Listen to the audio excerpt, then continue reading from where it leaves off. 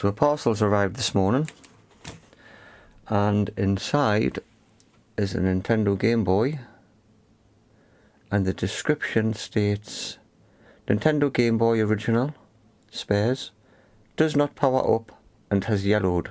I'm hoping to do some retro brighting on this in the future, so if any of my viewers can recommend a product to retro bright this, please let us know in the comments. It's something I haven't done before.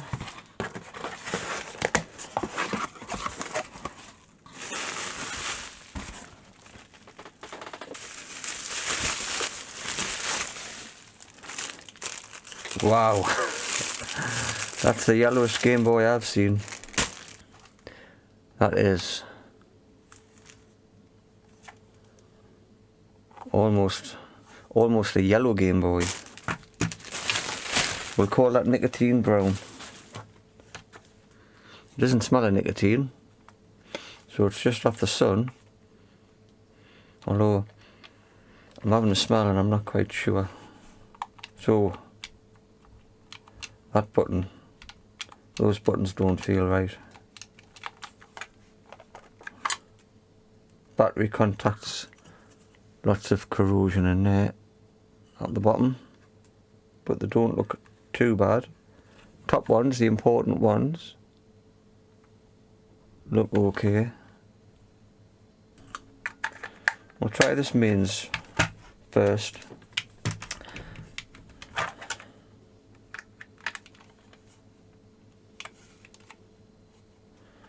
Have I got myself plugged in? Yes, I do. That's plugged in there. And that's no power.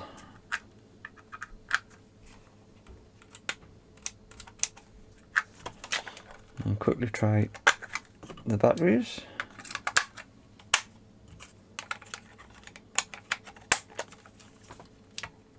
Again, no power. I'll give a battery roll. No power. Well, it's getting interesting. The only thing we can do now is to get that open and see how badly corroded it is. Hopefully it's just the power switch. Yeah, so I want to retro bright this, presumably, if I can get it working. If I can't get it working, I'll still retro bright the case, as long as it hasn't got any cracks. I haven't noticed any cracks. I don't know what percentage. Is it 12%? And I'll need some UV lights as well. That doesn't actually look too bad on the grand scale of things. I'm pleased the DC board isn't corroded. There's some corrosion around there. I'll go for a dirty power switch, so we'll just put some IP in there and give it a wiggle. And I think I'll use this in the bottom. Power supply, still nothing. Okay, let's test this power supply. 5.7 on my power supply, so the power supply is working. So I've plugged the power supply into there. Can I get any voltage out of this switch?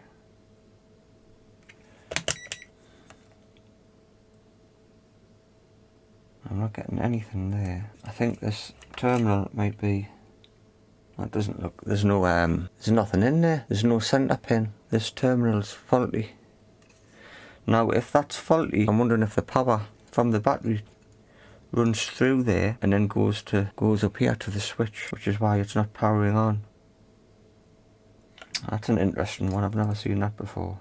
What I'll do is I'll connect 6 volts to here, 6 volts to the battery terminals, and see if I get 6 volts on these pins down on here first.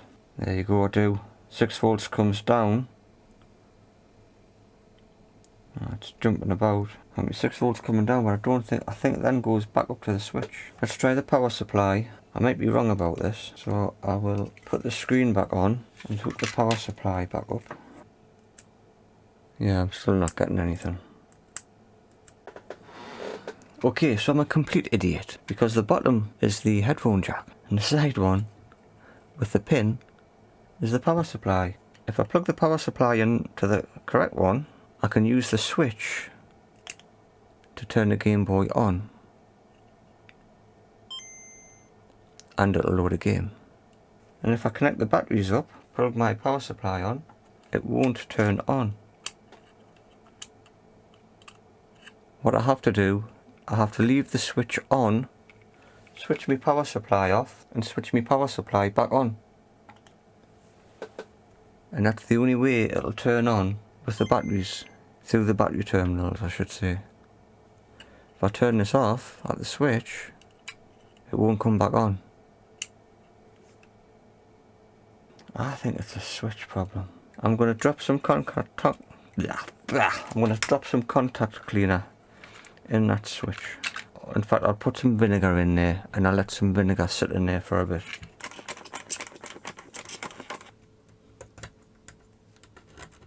Got my little vinegar bottle. It's had a soak already, but I'm cleaning the vinegar off with some IPA, especially in that switch. There's a power supply on. Is it going to switch on? It does with...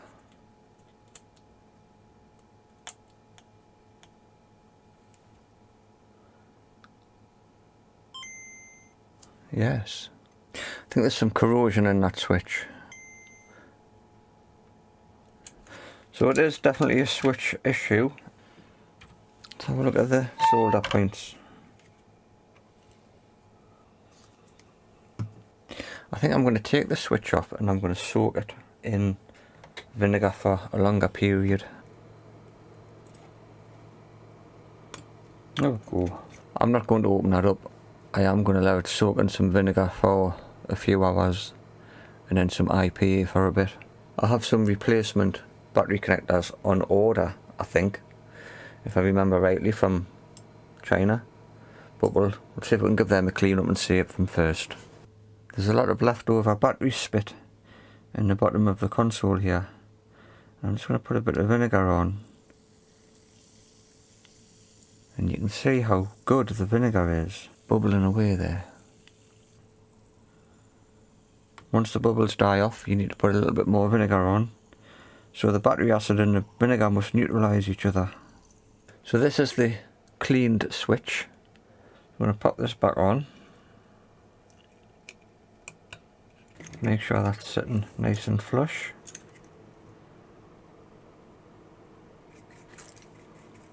So let's see if a good vinegar soak has managed to improve the on-off operation. Right, so I'm on, off, on, off, and on, so that's working. That's much better. That's definitely an improvement over what I started with. So I'm happy with the switch. What I will do, I've never used this before, I've got some deoxit in there just to improve it, make sure it's not going to go rusty. Now there was a problem with this button. There's something not quite right here. So let's open this up and take a look. I do have a spare case which is in very nice condition. That's assuming I can use a different case, or do the cases change on the model numbers? There's the reason behind the button not working properly. That is completely trashed. Start and select looks okay. No, A buttons. A and B buttons look okay. Start and select are the filthy, but it's okay. Right, let's see if I can find that other case. Right. That one's got missing lines. That's my corroded Game Boy. And this one is just the shell. Actually, this is the front panel works on this one. This was a very faulty one that I paid £30 for. That was my heavily corroded Game Boy. Now this board has no speaker, so I do need the speaker off that one. I'll just swap the whole thing over. All the buttons are still in place. I'll leave them in, I'll pop that in. Those buttons feel okay. Put all these screws back in. These are the original battery contacts that I've cleaned up with vinegar. And the only ones I've got at the moment, so they'll have to do. Got one in the top, that looks okay. So all I've done on this one is to rehouse it and clean up that power switch. I think I'll hold that together and put some batteries in, see what we get.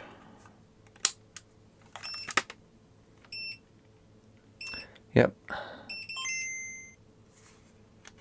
Off, on, off, on.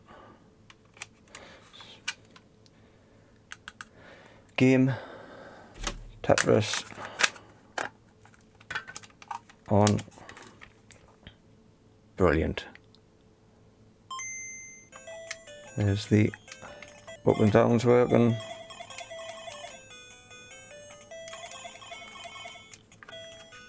A and B's working. So I think that's everything in there. I can put this back together.